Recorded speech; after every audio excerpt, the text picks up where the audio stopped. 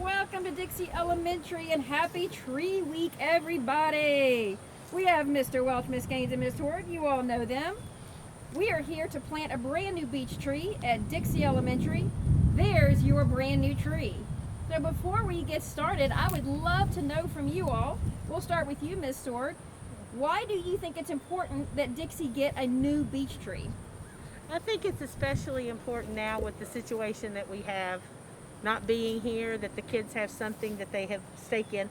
I actually asked them when I was given the choices, the few classes that I spoke with, and they chose the beech tree. I don't even really know the reasoning behind it. I just think it's good because kids see these trees out here and they love the trees, but they really don't even think about how long it takes for that to happen, what actually happens, what happens to plant this tree, what needs to be done. So as they watch that, then they feel like they take ownership of this tree because they chose it. Also, the fifth graders will leave here this year knowing that they were the ones who actually chose. And when they come back with brothers and sisters, they can remember when the tree was planted. This tree is good for the environment, right? Yes. How so? This tree will provide homes for various animals. It's also good to, it's good for, I'm trying to think Does it of help us good breathe answers. clean air? I'm getting ready, yeah, so I was going there. Yes, it does help us breathe clean air, as all plants do. That'll be wonderful here in this area. And it's just, we like trees because aesthetically, it'll be beautiful up here by the school as well. Thank you, Miss Sword.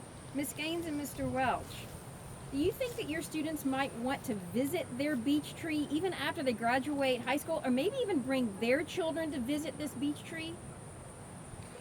I'll speak. I think this could be an ongoing tradition that I would love for our campus to eventually be like a little sanctuary where our families can come and visit and walk through and go through memory lane. Perhaps we could put some plaques out dedicating this tree to the specific grade level that Miss Sword has indicated selected this tree for their class.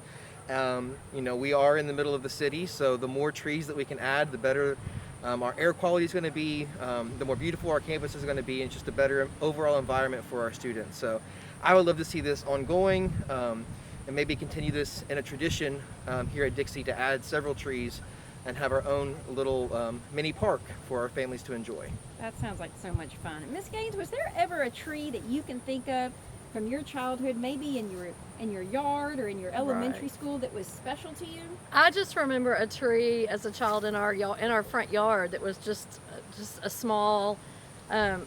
I just remember it being like a twig of a tree when it was planted. But another family lives at that house now, but it's close enough by that I can go by there, and it's just huge now. So just seeing that growth over time and over a number of years, as a matter of fact, it's just amazing. And just to tag off what Mr. Welch said, I think being just adjacent to a park in general and here with the playground, families under normal circumstances are here all the time. So as it grows, it provides a park-like atmosphere and shade, and so lots of opportunities for families to come and enjoy, whether you're a member of the school community or just a member of the community in general. So I think it's a plus for everybody. Thank you so much. So we are going to introduce some special guests with us today. There's your new beech tree. Goodbye, Miss Sword. Have fun in class. We have some arborists with us today. These arborists are with the city. We have arborist John, arborist Connor, and arborist Derek. And they are going to be here to show us how to plant this beech tree. What can you tell us about a beech tree? Is it native, and what are some interesting facts about beech trees? Sure, yeah, this is a native tree, and the beech tree is, I think it's a beautiful tree. It has winter characteristic that with the smooth bark.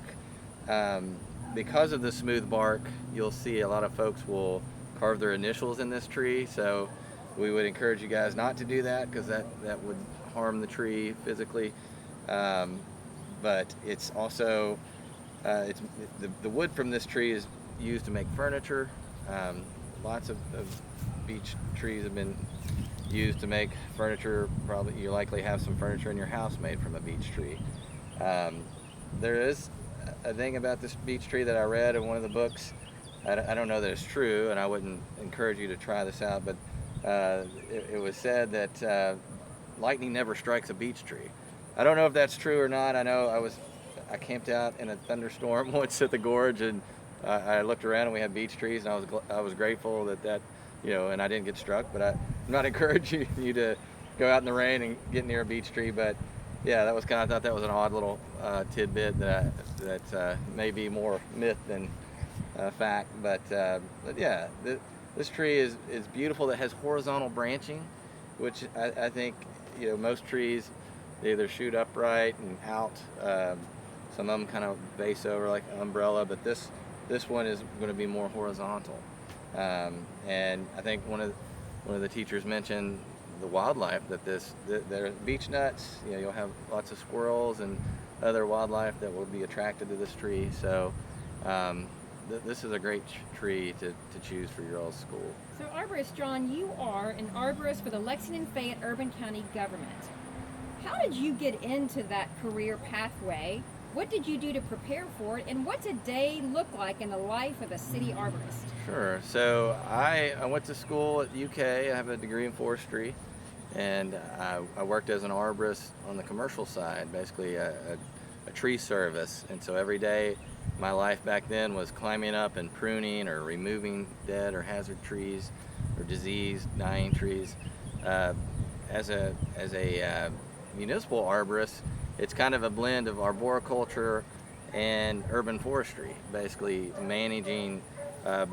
Beside your property is one of our parks, and so we maintain those trees. If there's a dead tree or diseased tree, our guys will come out and take those trees down.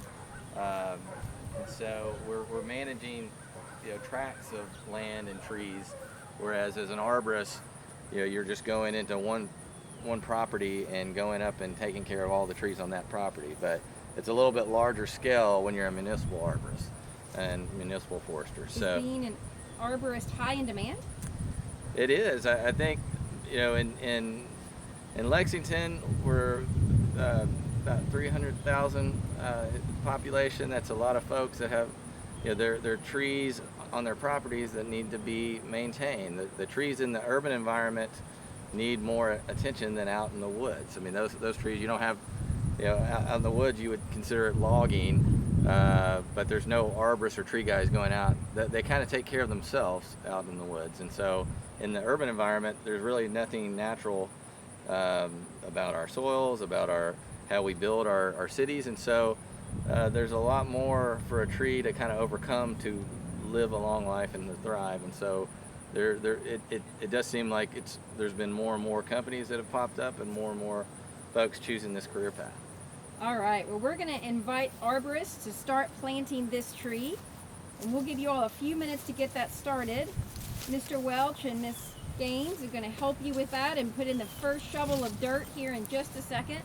While we're waiting for them to put the tree in the hole, Miss Gaines and Mr. Welch, we have a few trees across our district at school campuses that have been loved to death. Students have picked trees and picked bark because they love their trees, especially those by the playgrounds. So we're trying to encourage students to make sure they love their tree by petting the bark, feeling the leaves, talking to it, or even writing stories. Can you think of some ways that maybe Dixie Elementary students might be able to love their tree but also help keep it alive? Sure. So when we come back in person, one of the things that we might be able to work on with Mrs. Sword is starting a compost bin in our cafeteria. So a compost bin is where we would put organic materials or things that come naturally, so your fruits, your vegetables, things of that nature that come from the soil and come from the earth. We can put those into a bin, and as they decompose and break down, it creates really great nutrient-rich soil. So when we come back to campus, one of the things that you can do when we are back in the cafeteria is to help us be mindful of things that can go into the composting bin and things that cannot. We can also expand on that by doing our recycling program as well. So ensuring that things that can be reused or recycled are put into the recycling bins. Those are small things that we can do inside the building that are also going to help ensure that our tree has a long and prosperous life here on campus. And then the soil that's coming from the compost bin, we could possibly mix that in with some mulch that you'll see here today. And that creates a really rich soil that's going to help our plant grow nice and strong, just like you have vitamins that you might take in the morning, or you're eating your fruits and vegetables to get all your nutrients and your vitamins that are important for your growth. We have to do our part to ensure that our tree is getting all of the things that it needs to survive and to live a long, healthy life on our campus as well. Yeah.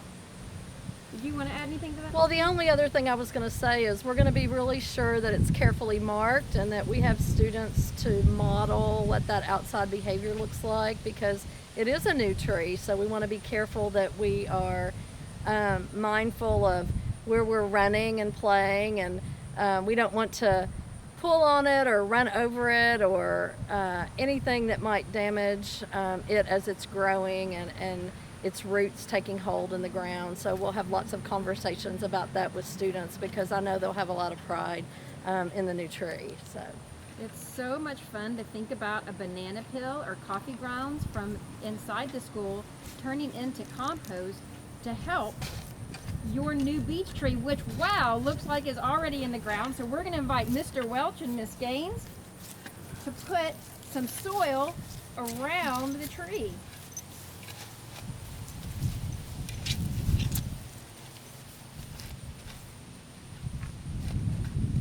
Arborist John, while they're doing that, about how large can students expect their new beech tree to grow? Yeah, so a beech tree in the right conditions can get 75, 80 feet tall.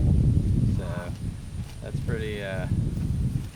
So maybe one day, their children who maybe come to Dixie Elementary, an entire class can learn under the shade of this tree.